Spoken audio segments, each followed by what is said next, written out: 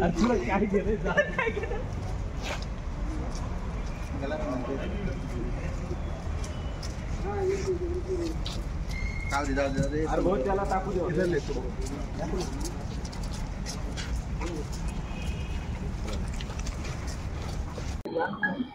तुम्ही पोलीस आयुक्त कार्यालयात आलेले होते.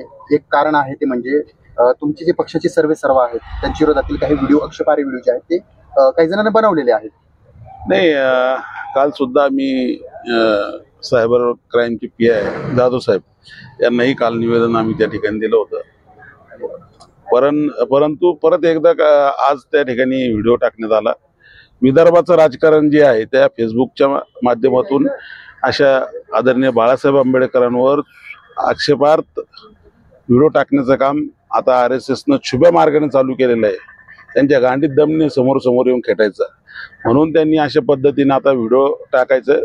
त्या संदर्भात आम्ही पोलीस उपायुक्त नवले साहेबांना, क्राईम ब्रँचचे DCP नवले साहेब यांना आज भेटलो आणि आम्ही त्यांना त्या ठिकाणी सगळी परिस्थिती सांगितलेली आहे की अशा पद्धतीची जर व्हिडिओ बाळासाहेब आंबेडकरांच्या बाबतीत येत असेल तर महाराष्ट्रामध्ये शांतता सुव्यवस्थेचा प्रश्न निर्माण होईल.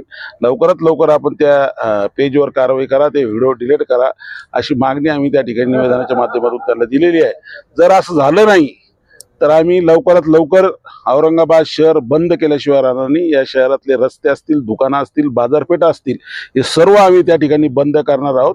आणि या पद्धतीनं RSSनं छुप्या पद्धतीने करा. तुमच्यात जर गांडीत दम असेल तर तुम्ही स्वतःहून समोर येऊन बोलण्याची किंवा हे बोलण्याचे सर्वांनाच अधिकार आहे, टीका करण्याचे अधिकार आहे. पण अशा छुप्या पद्धतीने खालच्या पातळीवर जाऊन टीका जर करत असेल तर मग तो कोणी असो, RSSचा असेल, BJPचा असो, त्या पद्धतीने त्याला तसं उत्तर आम्ही दिल्याशिवाय राहणार नाही. आणि लवकरात लवकर पोलिसांनी जर याच्यावर कारवाई केली नाही तर आम्ही औरंगाबाद शहराला बंद केल्याशिवाय राहणार नाही. जो व्हिडिओ आहे तो भाग 1 आहे, याचा अर्थ भाग 2 येऊ शकतो. नाही, तो भाग 2 आलेला आहे भाग. त्याच्यामुळेच आम्ही आज काल PI ला भेटलो होतो आम्ही सायबर क्राईमच्या.